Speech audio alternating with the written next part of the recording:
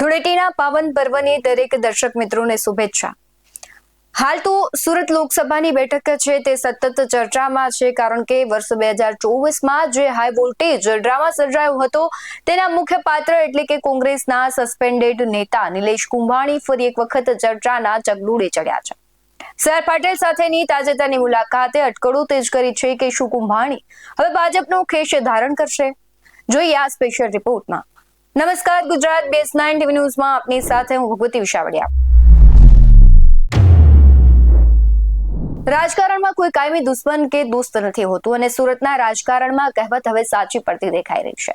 વર્ષ 2024ની લોકસભા ચૂંટણીમાં જેમનું ફોર્મ રદ થતા ભાજપના મુકેશ દલાલ બિનહરીફ વિજેતા બન્યા હતા, તેવા નિલેશ કુંભાણી હવે ભાજપની નજીક જઈ રહ્યા હોય તેવા સંકેતો મળી રહ્યા છે। ખાસ છે રાજુલામાં તેમની મુલાકાત સી.આર. પાટીલ સાથે થઈ હતી અને મુલાકાત પાછળનું રહસ્ય છે કે રાજુલા ખાતે ભાજપ પ્રદેશ પ્રમુખ સી.આર. પાટીલ સાથેની મુલાકાત રાજકીય ગલિયારીઓમાં સોપો પાડી દે તેવી છે।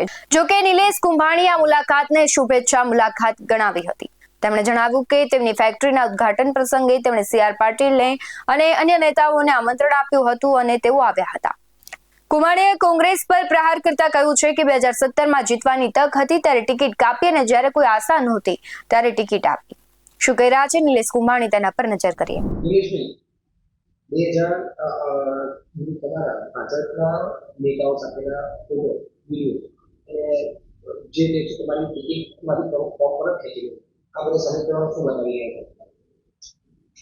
અઠ્યાવીસ તારીખે રાજુલા જળ સંમેલનનો માર્કેટિંગ યાર્ડમાં પ્રોગ્રામ હતો।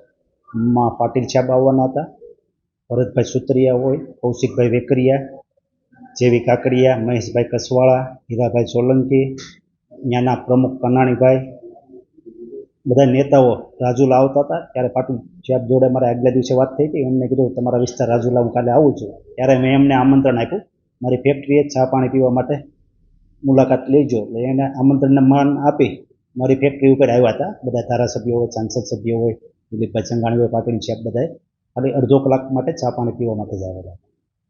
તો શું બતાવો તમે બધા કહેવાતા કે કોંગ્રેસ પહેલા હવે આ સાબિત કરી 2017માં આપણે આંદોલનકારીઓ બધા સાથે રહી અને કોંગ્રેસ સાથે હતા। આંદોલનકારીઓ અને આપણે મહેનત પૂરી કરી અને ટિકિટ આપણને કન્ફર્મ આપેલી હતી। 2017માં આપણે કાર્યાલય ખોલી હતી, ડોર ટુ ડોર હતા। છેલ્લી ઘડીએ આપણું મેન્ડેટ ઉપર મેન્ડેટ બીજું આપ્યું હતું, છતાં આપણે પૂછ્યું બીજું મેન્ડેટ આપવામાં આવ્યું, ત્યારે એમ કીધું ના તમને મેન્ડેટ મળ્યું ફોર્મ ભરી ગયું।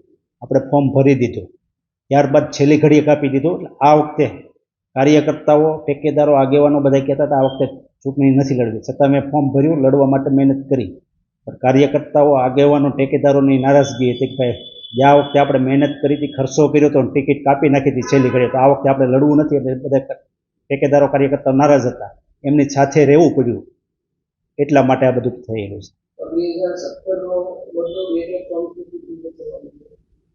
કાર્યકર્તાઓ, ટેકાદારોની સાથે રહેવા માટે જે વખતે 2017માં કોંગ્રેસે ના પાડી હતી એ જ રીતે 2024માં કાર્યકર્તાઓ, ટેકેદારોએ ના પાડી, એટલે ટેકેદારોને નારાજ ન કરવા માટે આ બધું બનાવ બન્યો છે।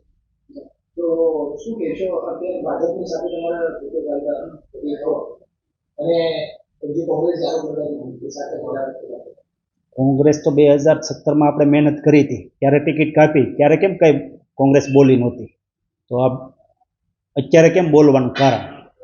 2017માં ભાજપના ઈશારે ટિકિટ કાપવામાં આવી હતી મારી, તો આ વખતે એને કઈ કહેવાની કોઈ જરૂર નથી। તો તમે હવે ક્યારે જોડાવો? અત્યારે કોઈ પાર્ટીમાં જોડાવાની કોઈ ચર્ચા કરી નથી આ બારામાં, અને આગળમાં કંઈ કોઈ પાર્ટીમાં જોડાશું તો તમે તમારા માધ્યમથી 100% પહેલાં કહેવામાં આવશે। ભાજપ સાથે તમારા બહુ કાર્યક્રમો ભાજપના નેતાઓ સાથે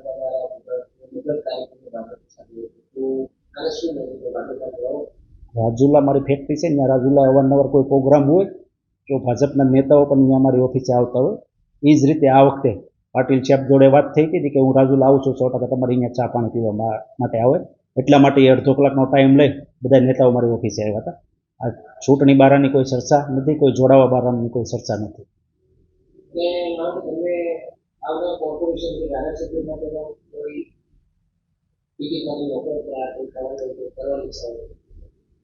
અત્યારે એ કોઈ ચર્ચા કરી નથી અને આગળ જોડાવાનું કોઈ પાર્ટીમાં થાય તો કાર્યકર્તાઓ આગેવાનો વડીલોની બધી સલાહ લઈ અને આગળની કાંઈ પણ રણનીતિ છે તમને માહિતી આપી.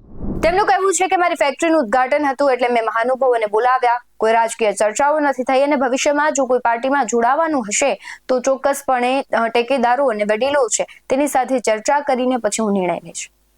ભલે નિલેશ કુમાણી હાલમાં ભાજપમાં જોડાવાની વાતને નકારી રહ્યા હોય, પરંતુ રાજકારણના જાણકારોનું માનવું છે કે આ માત્ર ટ્રેલર છે, પિક્ચર હજુ બાકી છે. ત્યારે સવાલો થઈ રહ્યા છે કે શું સુરત કોંગ્રેસને વધુ એક મોટું ઝટકું લાગશે?